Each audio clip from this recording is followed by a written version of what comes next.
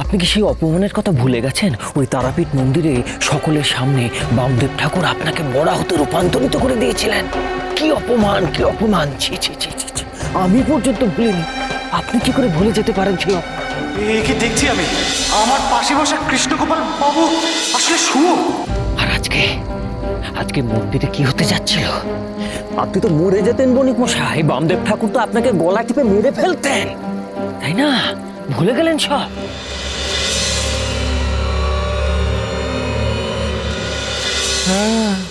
আর স্বয়ং মা তারা এখন বামদেবের উপরে রেগে আছেন, তাই বামদেবের কোনো বিপদে মা তারা তাকে আর বাঁচাতে আসবেন না। তোমার কোনো ভয় নেই কৃষ্ণগোপাল, আমি তো আছি তোমার সঙ্গে।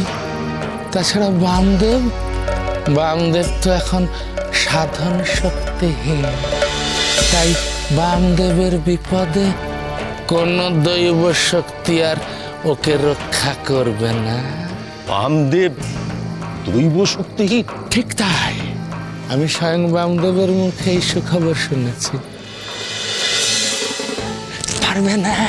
পারবে না তুমি কৃষ্ণগোপাল ওই ছুরি বামদেবের শরীরে পেছন দিক থেকে আমূল বিধিয়ে দিতে?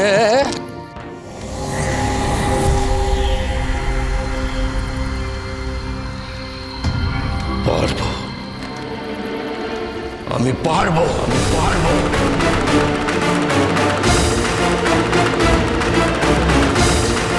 পারবো, পারবো, পারবো, পারবো, পারবো, পারবো।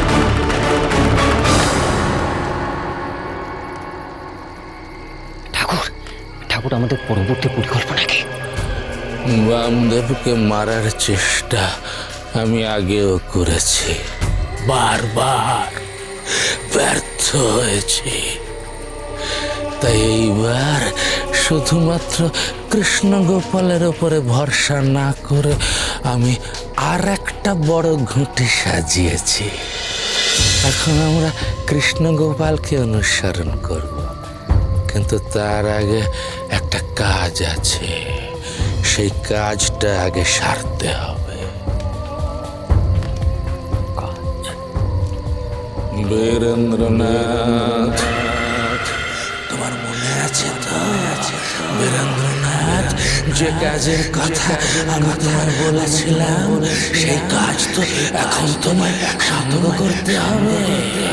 বীরেন্দ্রনাথ, ওঠো, জাগো, জাগো বীরেন্দ্রনাথ।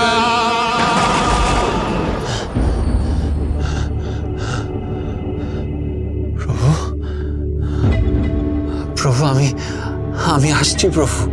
আপনি আমায় বলেছিলেন তারাপীঠের মহাশ্মশানে গভীর রাতে অস্ত্র নিয়ে আসতে।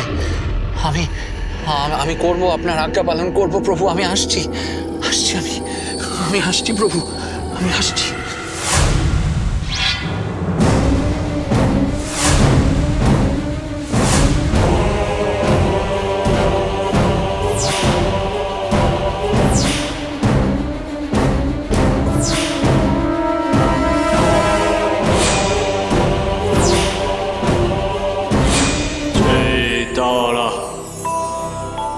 Cetara, Cetara, Tara, Tara, Cetara.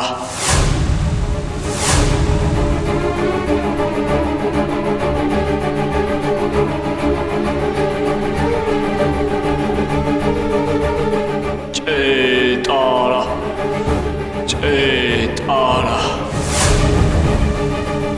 Are, Cetara. Krishnagopal, মানিক আমার দাঁড়িয়ে পড়লে কেন? এগিয়ে যা, হয়তো বামদেব। যাও, খুন করো, শেষ করো বামদেবকে, সুবর্ণ সেজে। Cetara, Cetara.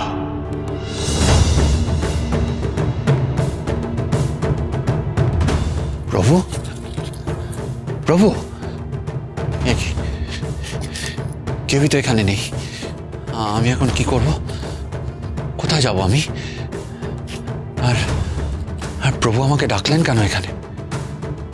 কি প্রয়োজন তার? जय तारा जय तारा এগিয়ে চলো, চল চল চল চল চল।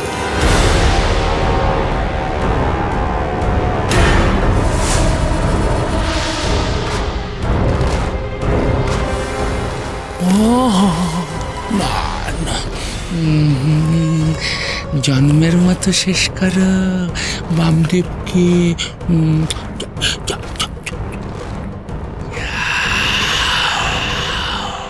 এগিয়ে যা।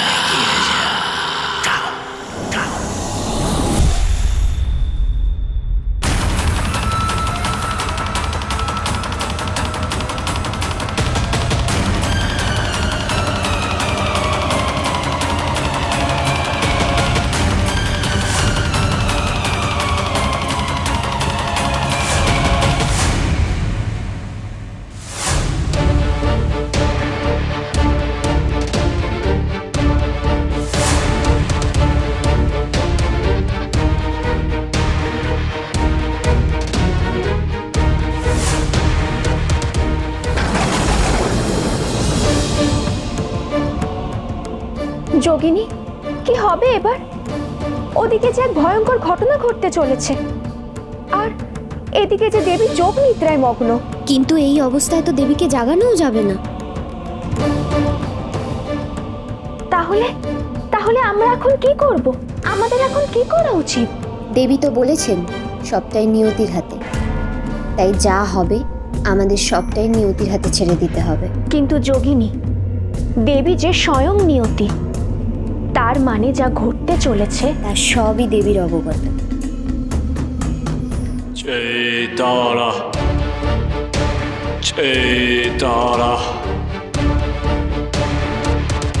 जय तारा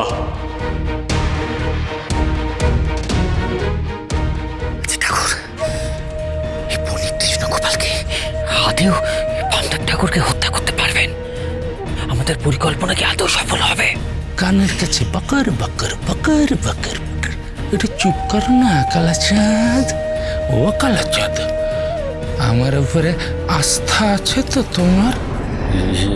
মানে ওই আস্থা আস্থা আছে তো? বলো আছে আছে বলো। আচ্ছা আচ্ছা আচ্ছা আচ্ছা আচ্ছা আচ্ছা, তাহলে ব্যাপারটা আমায় একটু দেখতে দাও আবার।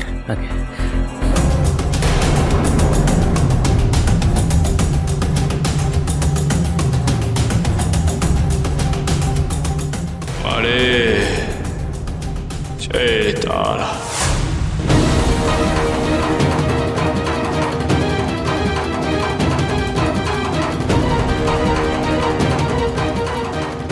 जय तारा जय तारा जय तारा जय तारा ওই তো বামদেব ঠাকুরের কণ্ঠস্বর। ওই দিক থেকে আসছে।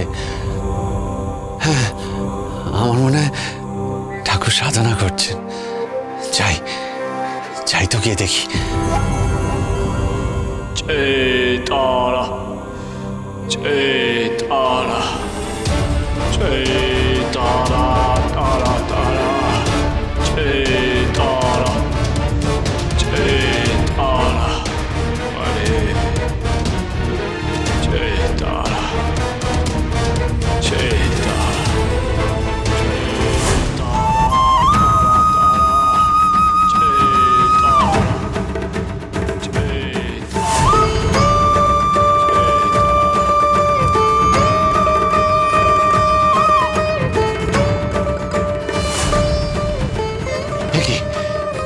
তো বনি কৃষ্ণগোপাল, ও তো বামদেব ঠাকুরের দিকে করছে। তার মানে ও কি বামদেব ঠাকুরকে খুন করতে চাইছে?